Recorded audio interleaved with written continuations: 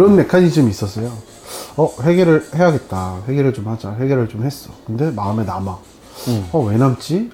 내가 하나님이 내 죄를 용서해 준다라는 믿음이 부족한가 보다. 다 용서받았다 치자. 나 이제 무적이야. 잘못한 거 없어. 너무 교만해 보이는데? 뭐 이런 이상한 메비우스의 띠 같은 상태에 돌아가니까 결국 질문은 회개는 뭔가 어디까지인가 이런 생각이 들더라고요. 그렇게 생각하니까 되게 찝찝하다. 그래요? 그러니까 그게 이제 나쁘게 흘러가는 거지. 죄책감으로 흘러서 하나님과 멀어지는 상황이 되는. 근데 약간 그때 그 부분도 있는 것 같아요. 약간 기독교에서 신앙생활을 처음 시작할 때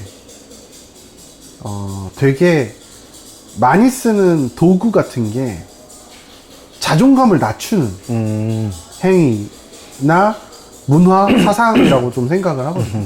어떻게 보면 그런 거 있잖아요. 막 하나님 나 완전 사랑하셔. 이러면 약간 교만해 보이는 거. 꼴보기 싫고. 네가 그런 거 아니야? 거울 속에 내가.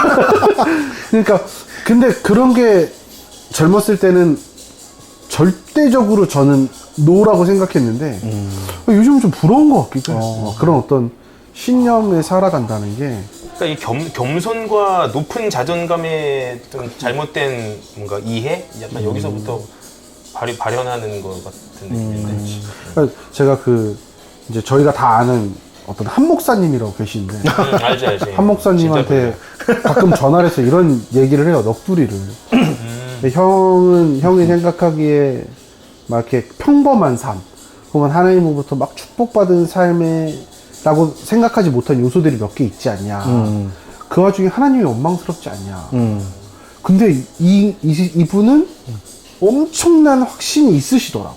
뜻이 있겠지. 근데 그게 너무 뭐라 그래야 되지? 그러니까 20대 때라면 뭐야 미친 거 아니야? 막 이런 생각이었을 텐데 30, 40대가 되니까 좀 부러운 면이 어느 정도 있더라고요. 그러니까 쉽게 말하면 그거죠. 교만과 높은 자존감 사이에 물론 반농담일 수도 있고 한데 그런 느낌이 있었어요. 하나님 나 완전 사랑하셔. 뭐 이런 얘기를 하기가 쉽지 않잖아요. 하나님 나를 사랑해 주셔서 감사하지. 뭐 이렇게는 말하더라도 하나님 나 완전 좋아하시지. 라는 표현을 우리 이렇게 농담으로는 하지만 약간 그게 습관화된 삶의 모습을 봤을 때는 좀 부러울 것 같기도 하고. 옛날에 한 목사님이 그때 교회 와서 그런 얘기를 설교로 하신 적이 있어요. 뭐냐면 한국이 워낙 예의를 많이 차리다 보니 예를 들어 제가 그때 느꼈던 건 이제 세 분 다 찬양을 잘하셨으니까 찬양 한국 해주세요 이러면 한국은 특성상 못해요. 저 못해요. 저 그냥 제 노래라도 그냥 하나님 들으신다면 할게요. 뭐 이런 느낌인데 그 목사님은 그러지 말라고. 다 하나님이 주신 달란트니까 제가 한 곡 해보겠습니다. 이러는데 그게 너무 약간 센세이션 했던 거죠. 근데 약간 이게 교회 문화에서는 좀 동떨어져 있잖아요. 교회 문화에서는 맞아. 제가 이거 자신 있으니까 해보겠습니다라든지 목사님 제가 한번 뭐 특성 한번 해보고 이런 사람은 좀 가시처럼 보이거나 그게 좀 요즘은 그 생각이 많이 들더라고요. 그런 확신? 문화적 차이도 확실히 그 하나님에 대한 교회 생활, 신앙 생활에서 그렇게 표현하는 것들 하나님과 동행하십니까? 이런 질문을 받았을 때 부족합니다. 전 죄인입니다. 약간 이런 게 모범답안이고 그럼요. 매 순간 매 초마다 하나님을 느낍니다. 뭐 이러면 약간 뭐 이상하게 볼 것 같은데 사실은 그렇다면 너무 부러운 저렇게 말하는 용기나 그런 생각이 들더라고요. 나는 심지어 사역할 때 좀 찬양 좀 목소리 좋으세요? 찬양 잘하시겠어요? 막 이러면 나는 심지어 음치라고까지 얘기했었어. 저 사실 음치예요. 그런 스타일이야. 자기를 낮추려고 하는 거잖아. 그러니까. 근데 그게 칭찬하는 사람 되게 민망하다. 칭찬한 사람은 저 음치라서 노래 못해요. 노래 너무 잘하시는 것 같아요. 그럼 아니에요. 그럼 내가 잘못 본 거잖아. 아니 적당히 해. 너무 자기를 낮춰도 이게 막 사람이 애매할 수가 있어. 난 정말 많이 그랬어. 얘는 정말 자기를 낮춰. 맞아. 사실 잘하는 것도 많은데. 근데 또 엄청 있어요. 숨겨놨는데 맞아, 그거 엄청 있어요. 그러니까 자존감이 낮은 애는 아니야. 말만 그렇게 일단 맞아. 까는 거지. 맞아. 말만 그렇게 그냥 맞아. 겉다를 우속다를 맞아. 진짜 맞는 거 같아. 아, 근데 겸손은, 뭐랄까, 겸손은 자기를 낮추는 건 아닌 것 같아. 그게 겸손은 아닌 것 같아. 오히려 겸손은 좀, 뭐랄까, 직시하는 거, 현실을?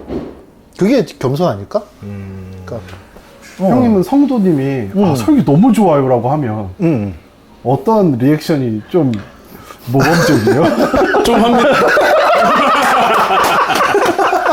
눈치채셨네요. 찢었다. 그냥 이제 뭐 어떻게 말하는 건 좀 다를 수 있어도 나는 스스로 어떻게 생각하냐면 내가 설교를 하는 어떤 그런 내 이 성장 과정이 나는 아니까 그래서 내가 목표로 하고 있는 것과 내가 지금 나아가고 있는 방향이 내가 어느 정도에 지금 도달해 있는지를 내가 너무 잘 알거든. 그러니까 난 그걸 너무 잘 알아. 그래서 누가 나한테 과도한 칭찬을 해도 목사님 설교가 뭐 대단하고 어떻게 이렇게 해도 그게 아니라는 걸 내가 너무 잘 알고 누가 내 설교를 지나치게 깎아내려도 나는 그게 아니라는 걸 알아. 그래서 그 메타인지라고 볼 수도 있는 어느 정도의 내가 알고 있는 내 수준이 있기 때문에 나는 그냥 그 정도를 알고 있고 내가 그 정도가 된 것도 하나님의 은혜라는 것도 알고 있고 또 이제 그것보다 더 성장하기를 원해서 하나님께 감사드리는 것도 있고 어떤 내가 진짜 좋아하는 설교자나 어떤 사람의 책이나 이런 걸 봤을 때 야, 나는 진짜 아직 멀었다라고 느끼긴 하지만 그러나 그거는 뭐 나를 막 깎아내리거나 이런 건 아니고 그러나 진심으로 부럽고 진심으로 그렇게 되고 싶기도 하고 그냥 그런 어느 정도의 상황이 그런 거라고 생각하고 겸손 그리고 교만이라는 거는 나로부터 시작됐다고 생각하면 난 교만인 것 같아. 그러니까 물론 나도 노력하고 나도 이렇게 했지만 하나님이 나를 이렇게까지 올려주셨고 이렇게까지 나를 하시는구나라고 그걸 그냥 인지하고 받아들이고 감사하고 그러면 그냥 이렇게 좀 노말해지지 않을까? 그냥 이런 생각? 그 나로부터 시작되리 뭐 찬양 있지 않아? 옛날에 부은 거 알았지. 이 땅에 부은과 소망. 이거 굉장히 교만한 노래인데. 그럼 뭐 나가도 되나? 그거 나가도 되나? 농담인데 뭐. 작곡가한테 연락 오는 거 아니야? 아니야. 근데 그 찬양 의도는 이제 나를 써달라는 거니까.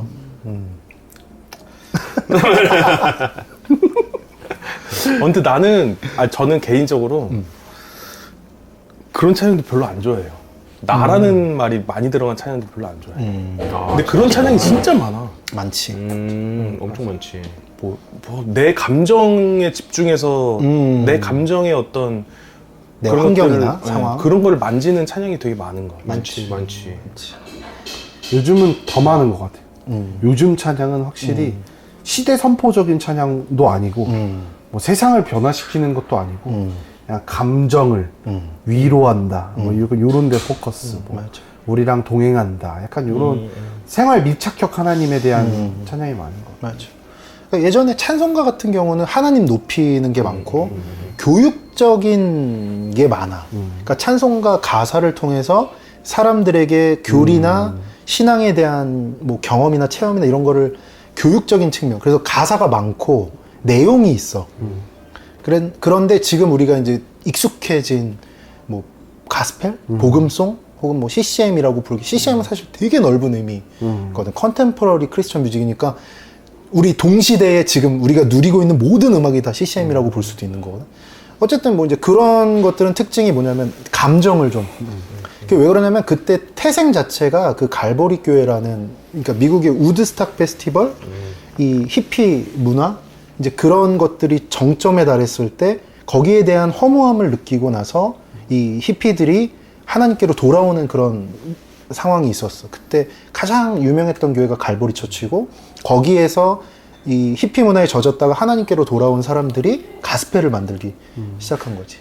우리가 지금 알고 있는 복음송이라고 얘기할 수 있는 뭐 목마른 사슴 시냇물을 찾아 이게 이제 대표적인 이제 그런 곡들이고 그러니까 그런 것들을 보면 이제 우리의 감정을 하나님께 호소하고 하나님께 드리는 그런 용도인데 나는 뭐가 나쁘다고 생각하진 않는데 두 개 다 되게 필요하다라는 생각이 들어요. 그래서 우리가 예배 때 찬양을 부를 때는 하나님을 높이고 하나님을 경배하고 예수님을 높이는 뭐라 갑자기 단어가 생각이 안 나냐. 경배하고 높이는 단어가 생각이 안 나는데 아무튼 그런 어떤 곡과 또 내가 하나님께 내 마음과 내 상황을 또 올려드리는 곡이 적절하게 조화를 이룰 때 그 예배를 다 드리고 나서 찬양을 다 드리고 나서 사람들이 훨씬 더 좀 좋은 상황으로 예배를 드린 게 아닌가라는 생각 들어. 그래서 다 역할이 있긴 있다라는 생각은 들어.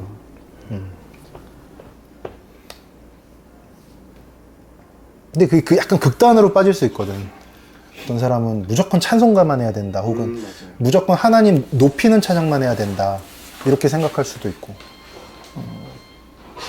근데 사실 내 마음이나 이런 것들을 하나님께 드리는 것이 나쁜 건 아니야. 왜냐면 시편도 다 찬양이잖아. 그 당시 했던 찬양인데, 찬송인데, 거기서도 얼마든지 자기 감정이나 뭐 그런 어떤 생각들을 다 드러내고 있기 때문에 그거 자체가 문제는 아니다라고 생각이 들어요. 옛날에 이제 찬양할 때는 어른들한테 약간 그런 걸 강요했었거든요. 요즘 찬양도 좀 아셔야 된다. 아. 뭐 이런 느낌? 그러니까 너무 부르고 싶은 익숙한 것만 부르지 마시고 뭐 새로운 찬양도 좀 보실 필요가 있다 이랬는데 어느 순간 넘어가니까 제가 못 듣겠어. 요즘 찬양 막 랩하고 막 그러던데. 랩은 뭐 원래 했지만 요즘 랩들 있잖아 막 마다다다다다 막 그런 거. BY?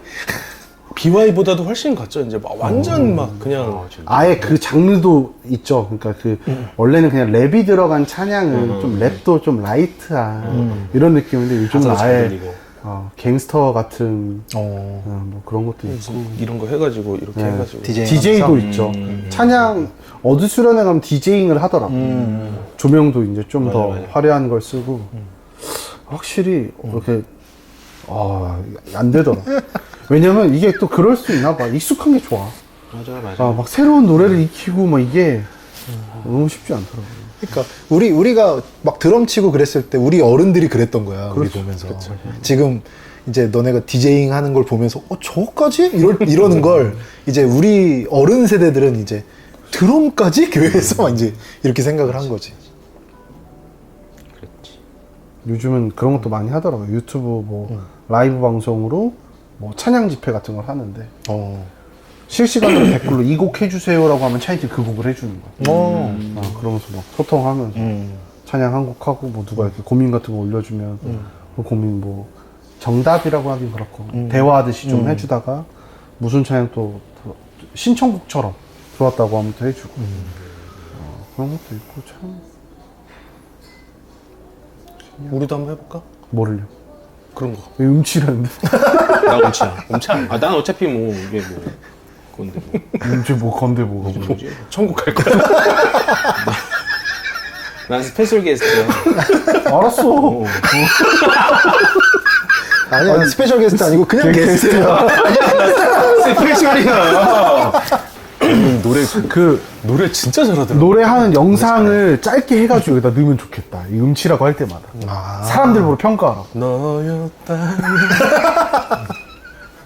나 진짜 울 뻔했어, 진짜. 울렸어야 돼. 맞아. 그러고 보니 저희가 이제 한 20살쯤 됐을 때 노래방에 찬양이 나왔어요. 노래방에? 노래방에 맞아. 와요. 찬양이 원래 있었어. 노래방에 맞아. 없다가 어느 날 갑자기 거기에 맞아. 근데 노래방에서 부르는 것도 웃기잖아. 안 되지 노래방에서. 와 이상하지. 뭐 노래방 사실 기분 나쁘실 수는 있지만 수요가 있긴 있겠지만 좀 어색했죠. 너무 어색하긴 하다. 코인 노래방에서 좀 예배도 드리고 뭐 이런.